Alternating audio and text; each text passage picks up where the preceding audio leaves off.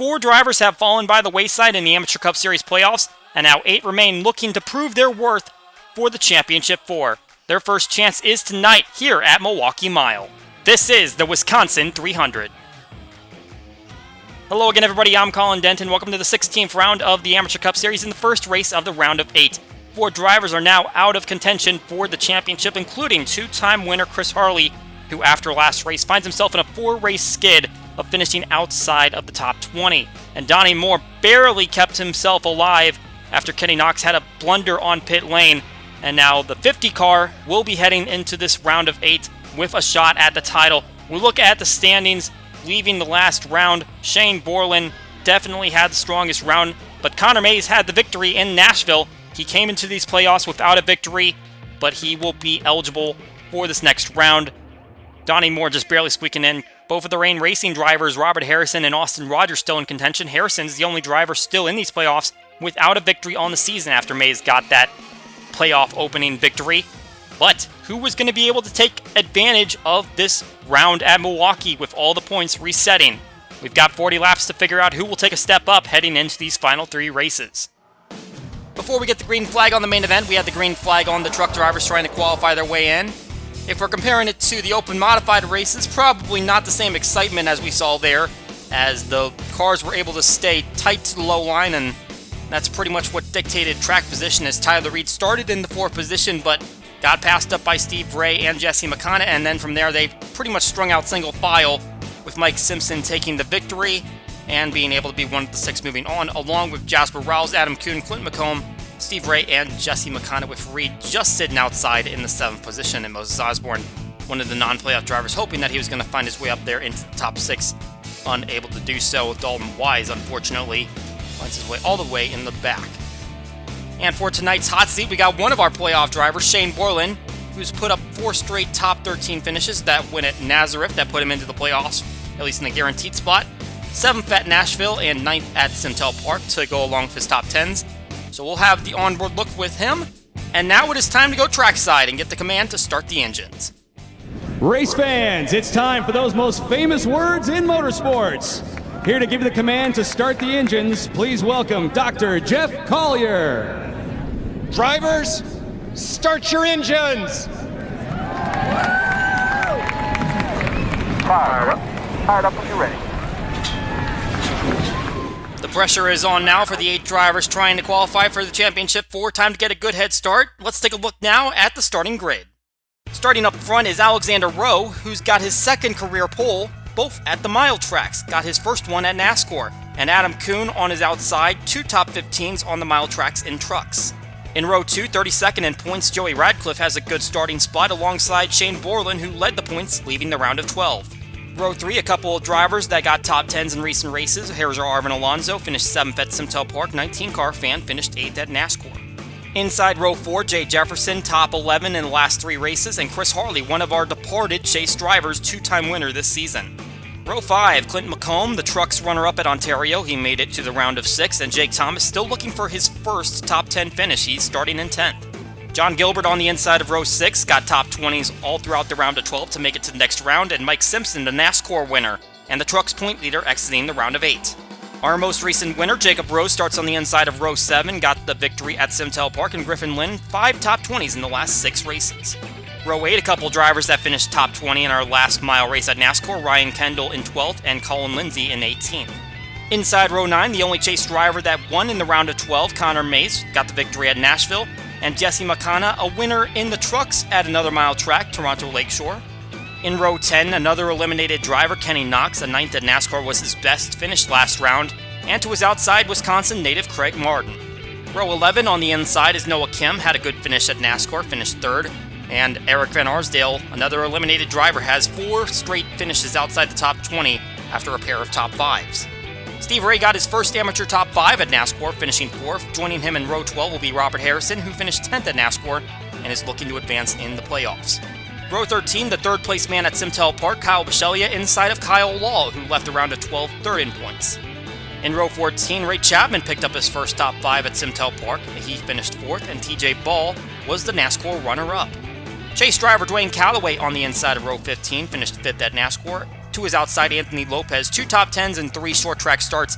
He finished 38th at NASCAR. In row 16, we've got AJ Jones, 1 top 20 in his last 8 races, and alongside is Jason Thales looking for his first top 20 at a track 1 mile or shorter.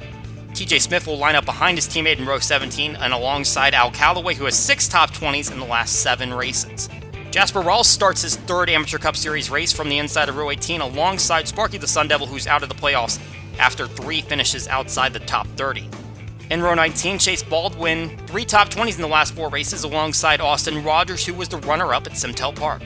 In row 20, a couple of drivers looking to break some streaks outside the top 10. Jack Freeman hasn't seen one since race 8, and Andy Coleman hasn't seen a top 10 since race 11. And in the final row, Justin Roadback, who's furthest back in full-time standings, and Donnie Moore, who just squeaked his way into the round of 8, now going to be starting on his back foot. Just a quick reminder, if you want to watch this race from onboard any of our 8 remaining playoff drivers, over on the NFRN channel, you can see those streams.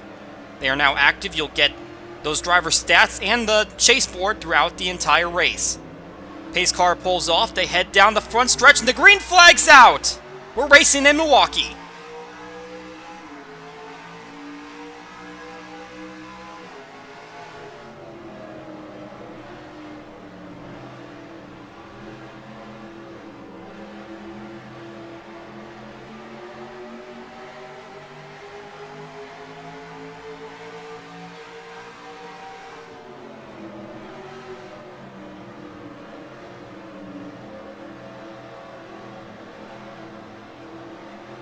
Great jump by Alexander Rowe, getting out there early. Shane Borland finds himself on the outside of Alonso, trying to see if he can find his way to the inside line, which was preferred in the part-timer race, as we saw. Connor Mays making a 3-wide move underneath Griffin Lynn and Mike Simpson, and he's going to get turned into the outside wall! Lynn goes around, but there's damage for the 84 car.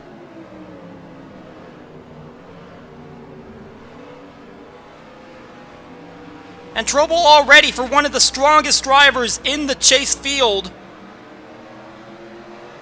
He's still running, but he definitely has some front-end damage. Hit the outside wall with a good lick. And we're going to have to see a replay of that one. Not entirely sure what happened there.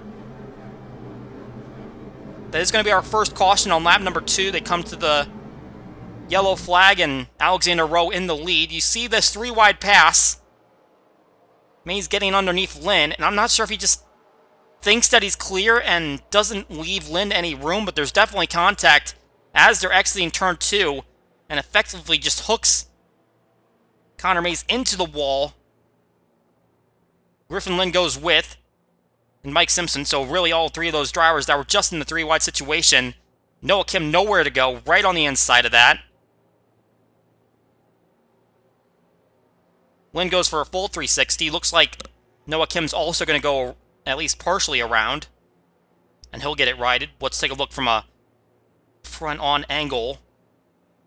Oh, I am not sure. It almost looks like Lynn comes off the corner and kind of corrects it to the left. I'm not sure if he was intentionally trying to hook Mays there, but it didn't look like Mays tightened up coming off the corner. It looked like Lynn just briefly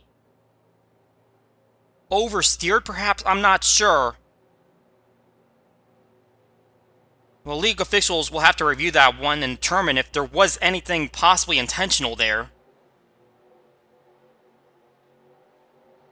Obviously, they've got the same access to the footage that we do, but they'll be the ones that decide that.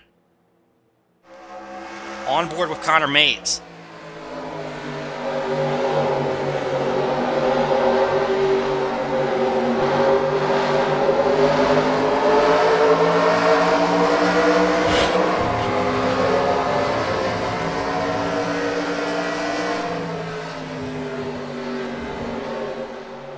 And a look from Robert Harrison. We're under caution here at Milwaukee Mile. 3 laps in the books.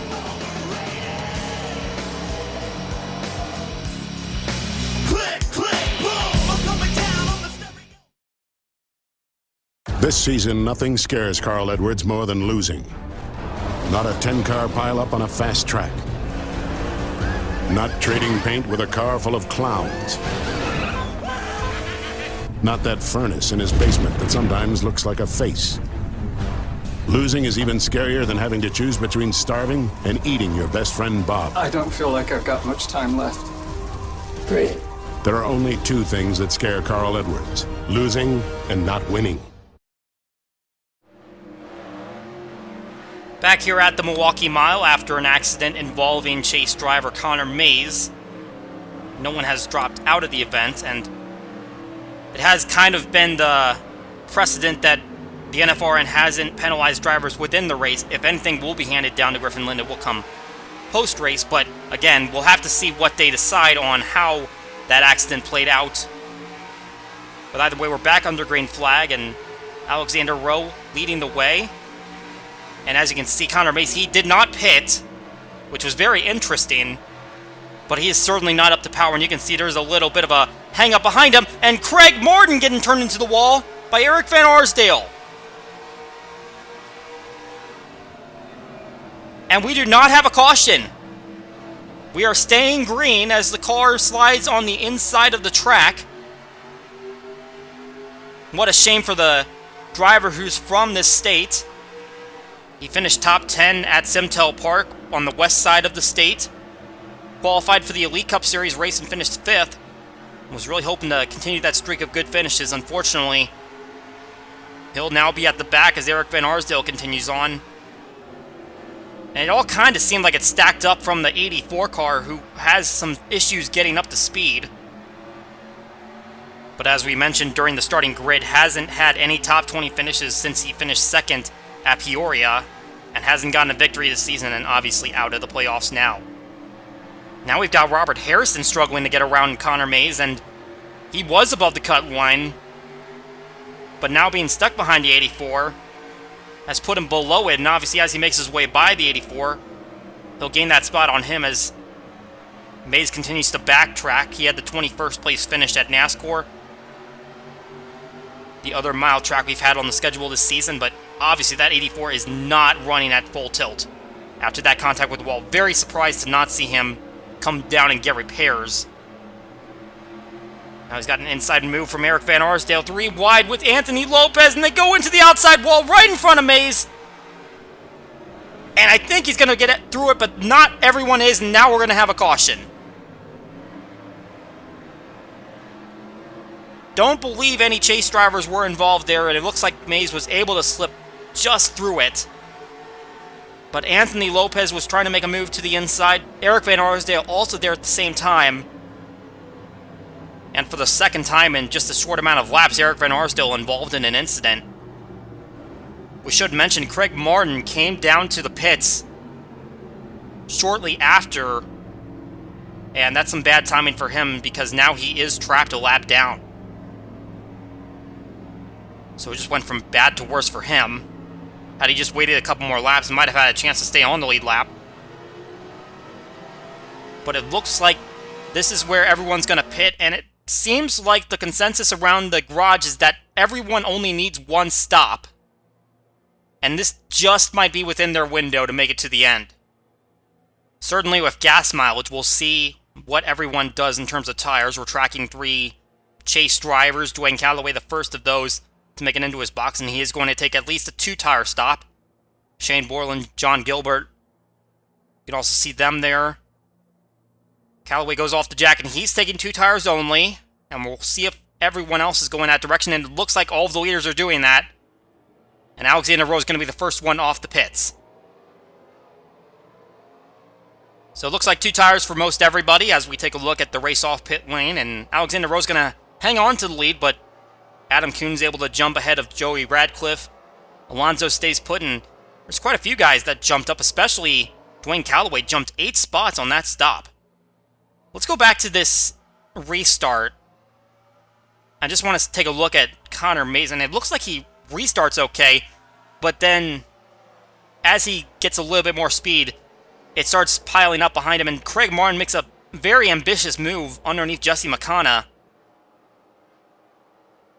And there you can see Van Arsdale pushing up into the 82, and again, it's one of those situations where it just seems like there's so much time to get separated, and yet the car on the left ends up hooking the car on the right into the inside wall. And you just have to wonder if there was any way that that could have been avoided. Unfortunately for the 82 car, Martin is now 1 lap down after taking a pit stop a little bit later. He did not come in immediately after this accident. Now we take a look at what brought out our caution, as Lopez and Van Arsdale both go underneath the 84 car. And again, it's the 67 on the inside and just pushes up into the 75. This time, though, 75's behind him and sends them both into the outside wall. Jasper Rouse takes a good shot and looks like he's going to run into the inside wall.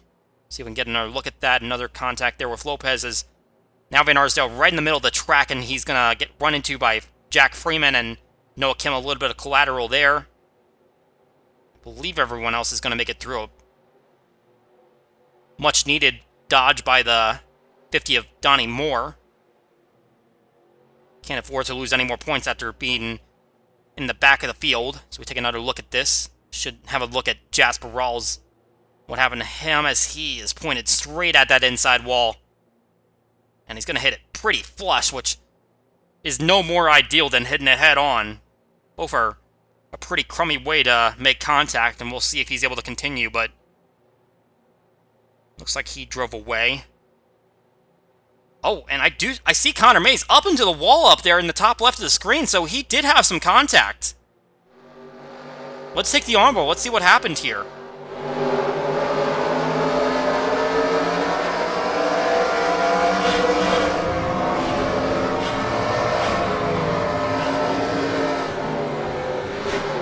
And the 54, as he was rebounding off the wall, couldn't slow down, and unfortunately the 84 car was there, and it just keeps getting worse for Connor Mays. We'll watch this one through Donnie Moore's view as we hit a commercial break.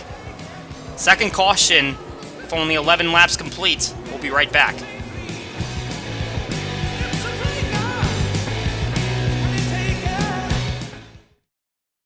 What amazing driving we've seen here today. Looks like the McDonald's car is taking the lead, but can he hold on to it? It's the fry smell maneuver. Works every time. And McDonald's wins by a nose. Now McDonald's has Hot Wheels cars with cool stickers that make them look like the ones real NASCAR drivers race. I'm catching you. Bill, Kyle, it's time for the race. Do we have to? One toy in each Barbie Hot Wheels Happy Meal you buy at McDonald's. Did somebody say McDonald's? Back here for the NFRN Amateur Cup Series chase round of 8 at the Milwaukee Mile. Alexander Rowe leading the way from the pole. Won the race off pit lane, and we'll see if anyone else needs to come back down for a second stop. But as we've heard, it should be the only stop we see this race. Alexander Rowe is certainly hoping that it's going to be the only stop, as he's doing very well up front. However, we did mention Craig Martin fell a lap down after pitting under the green flag, and now he's hogging up that inside line at effectively the same speed as the leaders. So now Rowe's going to have to hope that he can clear the 82, or at least find a way to get to the inside line before someone behind makes their way through, like Adam Kuhn, who doesn't seem to be super quick to get down to the inside line. He might get passed up by Radcliffe at this point, but Martin is certainly holding his own, and he has every right to try and get back on the lead lap and hope that there's going to be another caution very quickly while the 33 is behind him. At the moment, he just about has his row cleared, and if Rowe can just get behind the 82, he'll have the space to get into the inside line and keep everyone at bay for now. He hasn't taken that option, though. He continues to run on the outside as we see Connor Mays, after 2 contacts in this race, is now falling away from the pack. And you can see on the chase board, 27 points behind, and it's quite a wide gap between even 4th and 5th. Kyle Lahl, 13 points between him and Donnie Moore, who just snuck into the round of 8 after some pit issues with Kenny Knox at Simtel Park. But Mays is certainly going to have a hard time getting the maximum speed down these straightaways. Let's take a look around our chase drivers as Shane Borland and John Gilbert running side by side. Gilbert certainly fared well in the playoffs, had finishes of 8th, 17th, and 6th in the round of 12. He's about to make his way around Shane Borland, about to clear him. Being trailed by Jay Jefferson, and now we ride on board Shane Borland, our hot seat driver. He's trying to see if he can get down to that inside line. Jefferson's going to claim that spot. And it looks like Clint McComb is in the mirror of the 60 car. Borland might have an opening now to try to get down to the inside. And he does. He's going to take that spot, so 60 car will stop the bleeding for now. To look behind Borland, and there is the 65 of Dwayne Calloway. Certainly did what he needed to do. He had a top 5 at NASCAR, which was sandwiched in between 2 drives that were outside the top 20, so all it really takes to advance is just hope that the drivers around you don't put up any good finishes, and just one will get you to the next round, and that's exactly what Calloway rode into this round of 8. I was hoping to have at least a nice day here in Milwaukee. Currently 14 points up. I'm sure he wouldn't complain about that. As we look back on Kyle Law, who really turned his season around once he got winning. Those first 7 races, he was averaging a 23rd place finish, and in these last 8 races, which include those back-to-back victories, he's improved several spots, and he definitely needed that, and he's rode that momentum into this next round of the playoffs, and so he's hoping that he can stay in front of Donnie Moore and the rest of the group, as Moore qualified in the last position, never really got going in qualifying, and really he's been able to find something to keep himself in this race, and not just the attrition, because he's been able to get around some pretty solid cars. See him trailing the 6 of TJ Smith. Just trying to make a move on, it looks like the 97. Clearly not in the position Moore wants to be, but he has the positions available to him to make up. Trying to see if he can attack it one by one, as we have already passed the halfway point of the race. And run about 8 of those laps under caution. See, it's quite a traffic jam up in front. It's almost single file. There's quite a bit of 2 wide racing. Not the 3 and 4 wide like we were seeing in the modified race, fortunately. Unless, of course, you were looking for the wreck-heavy races, in which case that was probably your cup of tea. Simtel Park runner-up, Austin Rogers. Hadn't been running well the previous few races, and was able to grab that finish that probably propelled him into these final 4 events, so long as he can qualify for the Championship 4. And this is one of 2 teams that have 2 entries in the round of 8, alongside Western Motorsports, Rain Racing. Although Western has 4 cars entered in here, and Rain Racing only has these 2, and they are both still active. Harrison's still looking for that victory, and I'd say it's improbable at this point, given where he is right now, but still got a couple races to go, and if he can just make up some positions here to try to minimize that gap that he'd be dragging into Red River, it would be much needed for him. Unfortunately for Connor Mays, he's kind of at the mercy of anyone who might crash in these last 15 laps, because it seems like it's improbable that he's going to catch anybody. Running in the 41st position with only Craig Martin, who's nearly about to go a lap down. Behind him, right now the 82 car is holding off Alexander Rowe. But for how long, as there's a queue right behind him with Radcliffe, Alonso, and here comes Rowe making the move to the inside now. He is not waiting.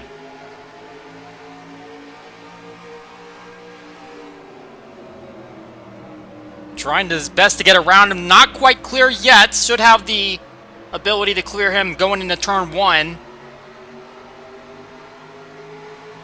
And will anybody be able to follow him? That's the big question. Rowe's now clear of the 82, but no one has followed him. And this could be a big break for Rowe, who's been doing very well lately. 3 top 10s in the last 4 races. Tripling his amount in the first 11 events, and looking for that first career victory. He might be able to get it here if it goes green, with Alonso and Radcliffe running side by side behind him.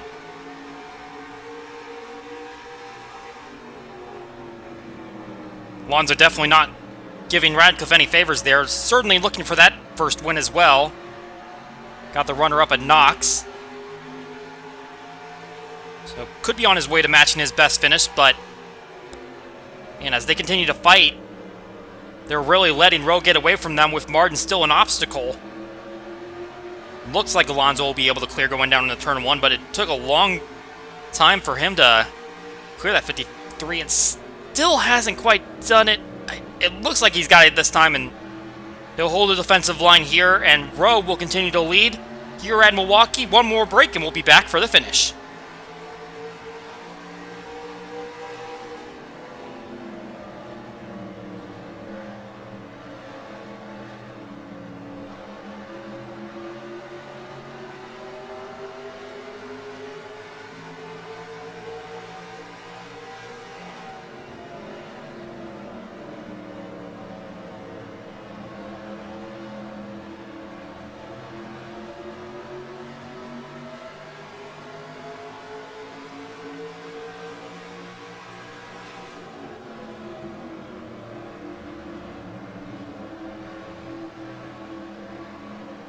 Back here at the Milwaukee Mile for the first race of the NFRN Amateur Cup Series round of 8. Currently a non-chaser leading the way, and Alexander Rowe, who's led from the start of the green flag, took the pole, his second career pole, both coming at the mile tracks, and he's got a pretty good gap over Alonso in second place. Craig Martin, kind of a roadblock in the middle right now, but still holding pace for a lapped car. And meanwhile, Joey Radcliffe is just behind Alonso, trying to see if he can sneak around him for second, and looking for a career best finish. That's currently fourth, and he's running third. That fourth place came at bump drafting. It's a super speedway, so definitely going to be a little bit more credibility if he can get the top 5 here at a shorter non-drafting track. And he is followed by the most recent winner of this series, Jacob Rose, who got the victory at Simtel Park, and quite the back-to-back races for Rose, who was unable to make his way into the chase. He's putting up some good performances, and he's trying to see if he can track down those top 3. At least get into second or third, as it looks like Alonso tried to make a move on Martin as he's trying to make his way around him now. And an unfortunate circumstance for Kenny Knox. We mentioned it before, a poor pit stop kind of cost him that spot in the round of 8. He was ahead of Donnie Moore, and unfortunately, the pit stop was just too slow for him. And that was able to propel Donnie Moore into the top 8, and got to give props some more. He's only 5 behind Kyle Law at the moment on the chase grid, and we look at Adam Kuhn, who's being challenged by Dwayne Calloway for a spot and potentially another point for the chase driver. Kuhn started on the outside of row 1, and he has drifted back to 8th, but got to give him props for holding it up there in the top 10. Part-time truck driver still competing in the playoffs. Back on the onboard of Shane Borland, who's trying to chase down Dwayne Calloway, and he was able to get around John Gilbert, who's now kind of stuck on the outside line.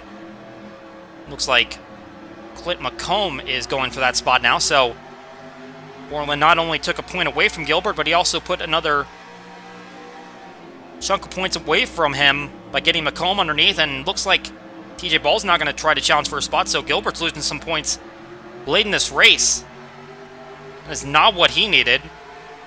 He's now only single digits ahead of Donnie Moore at the moment, as we ride on board the driver of the 50. 5 laps to go, but still some positions that driver of the 50 could collect. He gets in the right spots. It looks like Al Calloway is stuck on the outside line, and we see Gilbert is trapped on the outside of TJ Ball, with Jason Dales just behind him. And another chaser, and Kyle Law, is tracking him down as well. He might have a gap here if he can slip into it. We're riding on board Gilbert right now, and he's not going to take that inside line, so Jason Dales might be able to get underneath them. Colin Lindsay also stuck on the outside line. Ooh, Gilbert got a pretty good run off of turn 2. Can he get down to the inside? And he does. Good run off that corner. And that's going to stop the bleeding for the 31 car. You have to give props to the 50 of Donnie Moore, though. He had really picked it up. It looks like he's about to be on track for another top 20. He's had quite a few of those in the past few races. 3 in the last 4, but none of them being top 10s. And it doesn't look like he's going to get that far up, but he is making up ground, even in these late laps. And that's really going to help his positioning going into Red River up in North Dakota, as the Rain Racing drivers are really struggling back there, along with the obvious Connor Mays, who's been involved in 2 incidents today. We've only had those 2 cautions. We haven't had a caution for the last 25 laps or so. It's Craig Martin, unfortunately, is not going to get his lap back. Jake Thomas, who's in 7th place, just went underneath them. But coming through turn 3 and 4, Alexander Rowe's going to see the white flag. This race will end under the next flag. And someone is down on pit lane. I believe that is Griffin Lynn. It looks like he might not have had enough fuel to get to the end, so they ran pretty close to that fuel window. We mentioned it didn't seem like they were going to need to make another pit stop, but they were really tight on that window. But Alexander Rowe played it perfectly, got a little help from the lapped car, and he's going to go rail to rail and collect his first career victory. Alexander Rowe comes across the line and takes the checkered flag here at Milwaukee.